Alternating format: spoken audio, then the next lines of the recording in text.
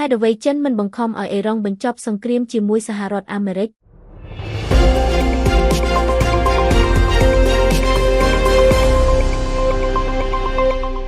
ខណៈសហរដ្ឋអាមេរិកអនុវត្តការបិទគប់លើកំពង់ផែអ៊ីរ៉ង់សម្ពាធក៏កំពុងកើនឡើងផងដែរលើទីក្រុងប៉េកាំងដើម្បីជំរុញឲ្យទីក្រុងតេហេរ៉ង់ទទួលយកលក្ខខណ្ឌដែលនឹងបិទបញ្ចប់សង្គ្រាមនិងវិបត្តិថាមពលជាសកលប៉ុន្តែព្រមពេលជាមួយគ្នាក្រុមអ្នកជំនាញមើលឃើញថាវាមានភាគរយតិចណាស់ដែលចិនអាចឬនឹងដាក់សម្ពាធលើប្រទេសជាដៃគូរបស់ខ្លួននៅក្នុងតំបន់មជ្ឈិមបូព្រា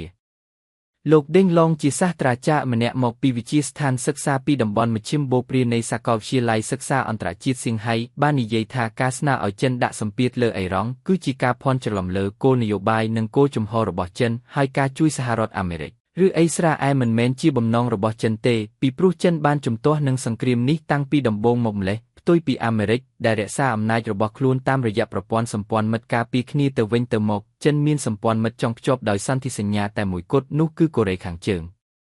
ថ្នាក់ដឹកនាំចិនមិនសូវជាមានបំណងបង្ហាញការបដិញ្ញាចិត្តការពារប្រទេសដទៃនោះទេនឹងតែងតែជៀសវាងមិនចង់ជាប់ផុងក្នុងសង្គ្រាមមួយដែលអាចធ្វើឲ្យភាពខ្លាំងរបស់ខ្លួនចុះខ្សោយឡើយក្នុងន័យនេះថ្នាក់ដឹកនាំចិនមើលឃើញថាការធ្វើអន្តរាគមន៍របស់សហរដ្ឋអាមេរិកក្នុងតំបន់មជ្ឈិមបូព្រាគឺជាកត្តាដ៏ចម្បងមួយដែលធ្វើឲ្យឥទ្ធិពលរបស់អាមេរិកថយចុះដូច្នេះចិនមិនចង់យកគំរូតាមសហរដ្ឋអាមេរិកទេនេះបើតាមលោកស្រី Patricia Kim ជាអ្នកវិភាគជាន់ខ្ពស់ម្នាក់ពីមជ្ឈមណ្ឌល John Thornton China Center នៃវិទ្យាស្ថាន Brookings Institution មានមូលដ្ឋានក្នុងទីក្រុង Washington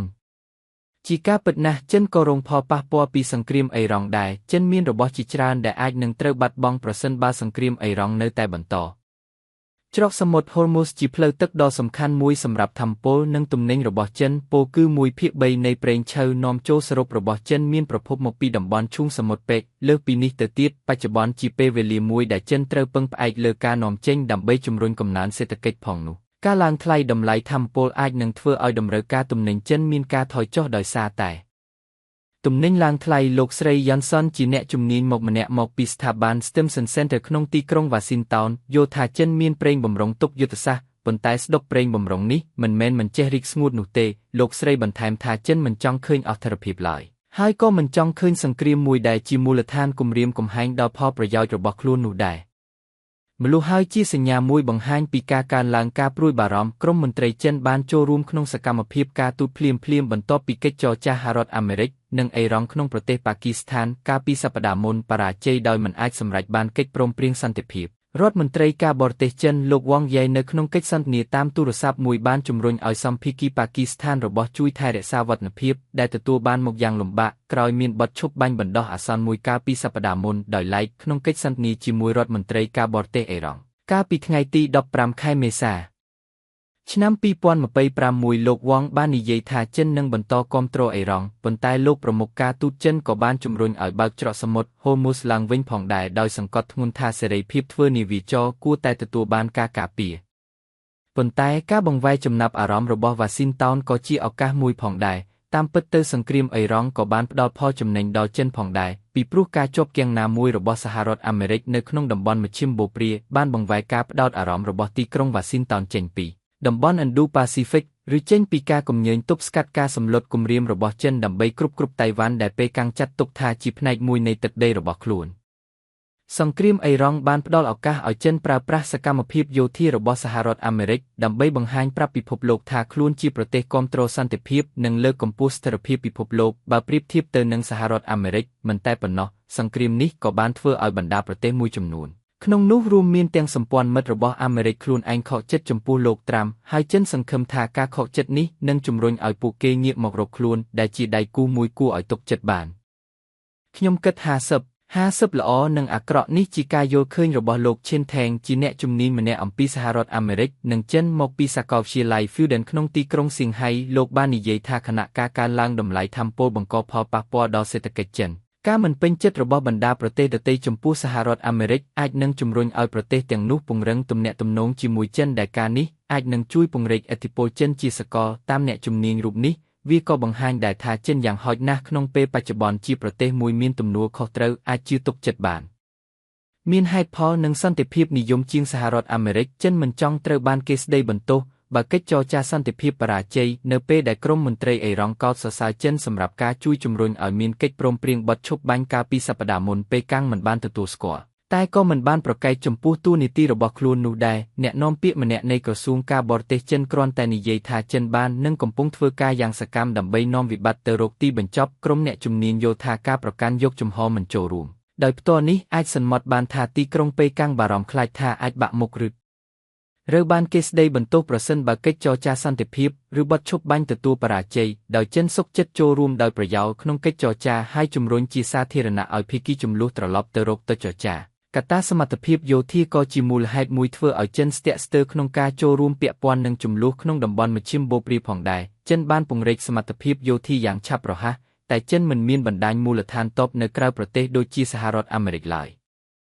លោកឈិនថេងយល់ថាចិនអាចដើរតួនាទីជាក់លាក់មួយតែតួនាទីនោះនៅតែមានដែនកំណត់លោកពន្យល់ថាប្រសិនបើអេរ៉ង់ត្រូវការធានាសន្តិសុខនោះវាជារឿងដ៏ពិបាកមួយសម្រាប់ចិនដើម្បីផ្ដល់ការធានាសន្តិសុខឲ្យអេរ៉ង់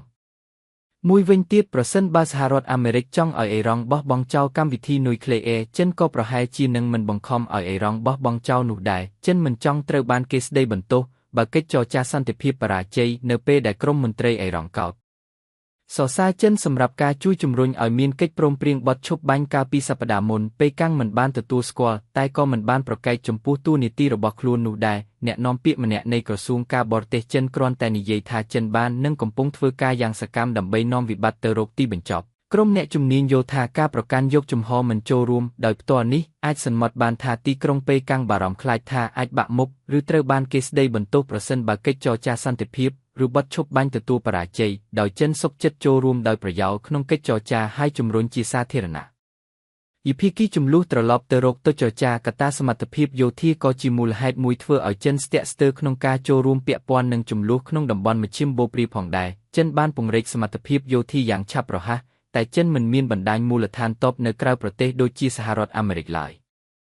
លោកឈិនថេងយល់ថាចិនអាចដើរតួនាទីជាក់លាក់មួយតែតួនាទីនោះនៅតែមានដែនកំណត់លោកពន្យល់ថាប្រសិនបើអេរ៉ង់ត្រូវការការធានាសន្តិសុខនោះវាជារឿងដ៏ពិបាកមួយសម្រាប់ចិនដើម្បីផ្ដល់ការធានាសន្តិសុខឲ្យអេរ៉ង់មួយវិញទៀតប្រសិនបើសហរដ្ឋអាមេរិកចង់ឲ្យអេរ៉ង់បោះបង់ចោលកម្មវិធីនុយក្លេអ៊ែរចិនក៏ប្រហែលជានឹងមិនបង្ខំឲ្យអេរ៉ង់បោះបង់ចោលនោះដែរខណៈប៉េកាំងមានបំណងជំរុញសន្តិភាពវានៅតែមានបញ្ហាខ្ទាស់ជាមួយនឹងអាទិភាពរបស់ខ្លួនជាក់ស្ដែងចិនចាំបាច់ត្រូវគ្រប់គ្រងផលវិបាកសេដ្ឋកិច្ចដែលបង្កឡើងដោយសង្គ្រាមអេរ៉ង់ផងនិងស្ដារទំនាក់ទំនងរបស់ខ្លួនឡើងវិញជាមួយទីក្រុងវ៉ាស៊ីនតោនមុនកិច្ចប្រជុំកំពូលរវាងលោកស៊ីជីនពីងនិងលោកដូណាល់ត្រាំផងលោកស្រីសុនបាននិយាយថាលទ្ធភាពដែលសហរដ្ឋអាមេរិកនិងអ៊ីស្រាអែលអាចយកឈ្នះលើអេរ៉ង់ភ្លាមទំនងជាមានភាគរយតិចណាស់ដូច្នេះវិធីសាស្ត្ររបស់ចិនក៏បានផ្លាស់ប្ដូរដែរប្រសិនបើសហរដ្ឋអាមេរិកអាចយកឈ្នះអេរ៉ង់ក្នុងពេលមួយឬពីរសប្តាហ៍ម្លេះចិនក៏គ្មានជម្រើសអ្វីនោះដែលក្រៅតែពីទទួលយកលទ្ធផលបែបនេះតែលើយុទ្ធសាស្ត្ររបស់ចិននោះគឺស្វែងរកបទឈប់បាញ់ឲ្យបានឆាប់តាមដែលអាចធ្វើទៅបានហើយព្យាយាមបង្កើនតួនាទីរបស់ខ្លួនបើទោះជាត្រូវចូលរួមដោយប្រយោលក្នុងកិច្ចចរចាក៏ដោយត្បិតធ្វើបែបនេះចិននឹងទទួលបានជឿទុកចិត្តកាន់តែច្រើនពីបណ្ដាប្រទេសដទៃ